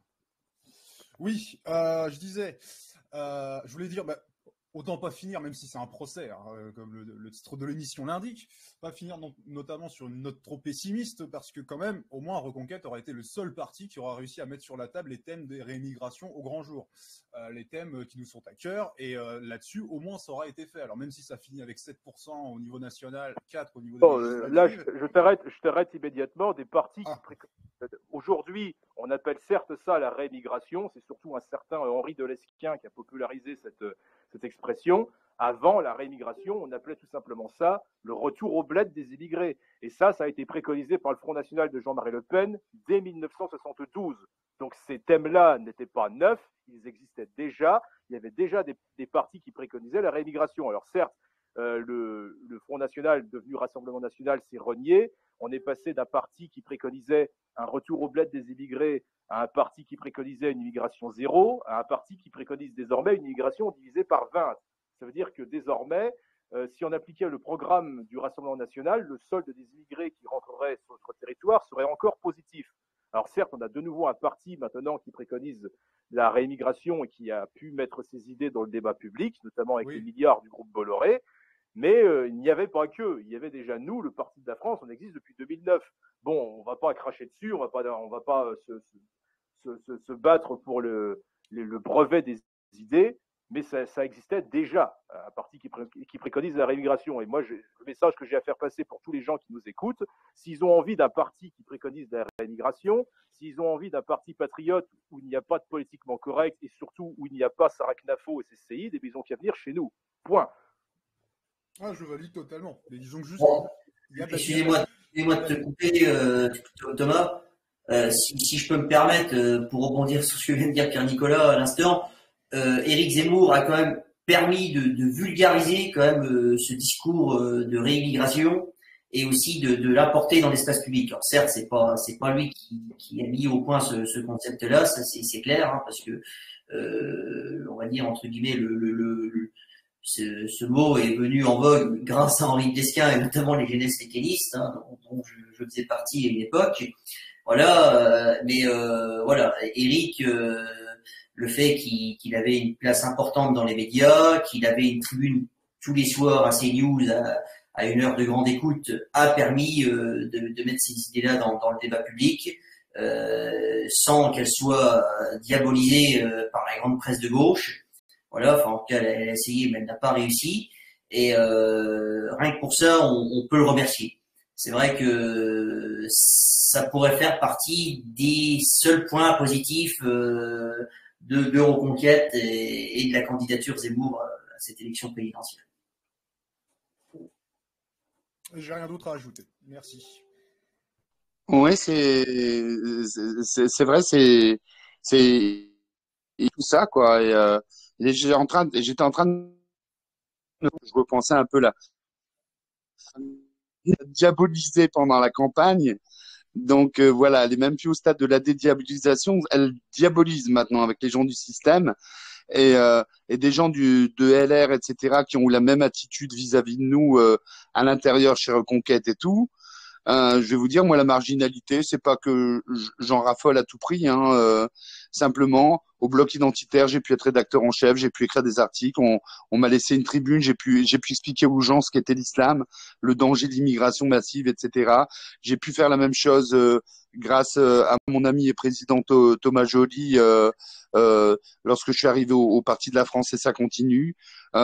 Personne n'a empêché le PS, le Front National, les Républicains, etc., de prendre ces thèmes très importants, même voire vitaux, et de le mettre sur la place publique. Hein. Ils n'ont pas voulu parler de ça, quoi. Donc, avec tout ce que ça entraîne aujourd'hui, quoi. Donc, honte à eux, quoi. Honte à eux. Moi, je suis fier de ce que je dis et je suis fier des gens dont je suis entouré, quoi. Merci beaucoup excusez-moi, pour vos conclusions. Je vais conclure moi de même. Je vais juste poser une petite question avant à Pierre-Nicolas Nups. Pierre-Nicolas Nups, Sarah Knafo, si sa place n'est pas de diriger le parti, quel est son rôle? Je sais pas, elle pourrait peut-être faire quelque chose d'utile, comme s'occuper du repos du guerrier, ou faire la cuisine, ou bien faire bien sur les photos. Enfin, quoique, ça, c'est pas gagné. La réponse est parfaite, je pense, pour conclure l'émission. Moi, je finirai là-dessus. Sarah Knafo ne sert à rien. D'ailleurs, je sais même pas ce que Eric lui trouve. J'ai envie de dire à Eric, prends un avion, tu fais 2-3 heures de vol, tu vas dans les pays de l'Est et je pense que tu auras bien mieux, je pense aussi intelligent et bien moins emmerdant. Voilà. Hein, c'est d'ailleurs notre ami Donald Trump l'a très bien compris. Hein. Melania vient de Slovénie, je crois, donc voilà, comme quoi c'est possible. Voilà. Juste petit conseil à Eric. Merci. C'est une Croate, la femme de Trump, c'est une Croate. Ah d'accord, c'est bon à savoir. Ouais, j'avais entendu parler qu'elle était slovène, je crois, mais bon, peut-être qu'il y a des deux nationalités, je sais plus. Moi, cette émission se conclut très très bien. Maxime Morlot qui conseille à Éric Zemmour d'aller en Europe de l'Est, pourquoi pas. En tout cas, je vais vous remercier tout d'abord. Je vous remercie très sincèrement d'avoir participé à l'émission, d'avoir joué le jeu, d'avoir répondu aux questions, d'avoir été très honnête et sincère dans vos réponses. Ça a été un vrai plaisir de vous recevoir, les amis. Merci Maxime Morlon. Je te donne une petite réponse. Merci Ludovic Lefebvre et merci Alexandre, je suis désolé. J'ai été un peu long à l'attente pour activer le micro. Donc oui, je te remercie. C'est toujours un plaisir de participer à ces forums du Parti de la France. Voilà, donc avec ce soir avec notre ami Ludovic, pareil, avec qui ça fait un petit bout de temps qu'on n'avait pas changé, hein, parce que on a des emplois du temps assez conséquents tous les deux. Voilà, et puis bon Pierre Nicolas, hein, dont tout le monde sait qu'on est très amis tous les deux depuis très longtemps d'ailleurs. Et qu'on a fait beaucoup de choses pour la cause nationale depuis maintenant plus de 15 ans qu'on se connaît. Mais voilà. Et puis aussi, j'en profite aussi pour passer un petit bonsoir à notre ami Yanis Morio, qui a dû, à mon avis, nous écouter ce soir. Voilà. Évidemment, bonsoir à Yanis Morio, un cher patriote et militant du PDF de ma ville. Oui, bonsoir Yanis. Et merci Alexandre pour ta courtoisie et pour ton invitation. Et de même, merci. C'était avec grand plaisir. Vous pouvez bien sûr retrouver l'intégralité de cette émission en rediffusion sur le canal du Parti de la France, mais aussi, petite nouveauté qu'on avait annoncée la semaine dernière, sur YouTube. Cet épisode-là sera sur YouTube dès demain 18h. Ça permettra pour vous d'expliquer aux gens qui vous entourent, d'expliquer ce qu'est l'émission, de la montrer brièvement, et bien évidemment de parler de l'émission autour de vous et adhérer au Parti de la France. Bonne soirée à vous tous, et merci encore.